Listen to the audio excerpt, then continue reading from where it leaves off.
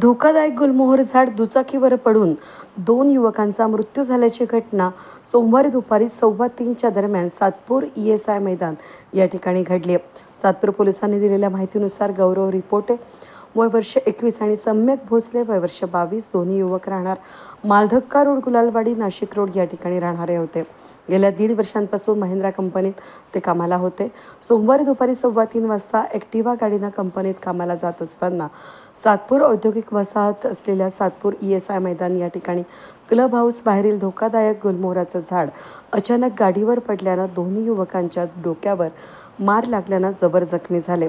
नागरिकांनी तात्काळ छोट्या हत्तीमधून त्यांना जिल्हा रुग्णालयामध्ये दाखल केलं असता उपचारादरम्यान डॉक्टरांनी गौरव रिपोटे याला मृत घोषित करण्यात आलं. दुसरा युवक सम्यक भोसले याला खासगी रुग्णालयात दाखल करण्यात आलं असता उपचारादरम्यान त्याचाही मृत्यू झाला आहे.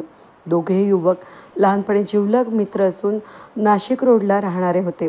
एकाच दिवशी त्यांचा मृत्यू झाल्यानं परिसरात हळहळ व्यक्त होत आहे.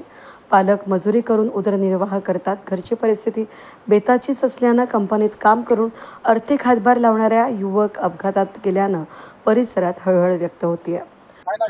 आशिष तिवारी. काय नाही, मी तिकडनं येत होतो. हे पोरं दोन इकडनं जात होते, त्यांच्यावरती हा झाड आला. 2 पोरं होते. जास्त लागलंय का? हो, डोक्या वगैरेला मार लागेल. एका त्यांचं पूर्ण रक्त सांगलेलं आहे. हॉस्पिटलला नेलं असेल. मी तर फायर ब्रिगेड बोलवायला गेलो. मी फायर ब्रिगेड बोलून आलो. तुम्ही स्वतः बघितलंय? हो. वेद न्यूजसाठी प्रतिनिधी कमलाकर तिवडे, सातपूर.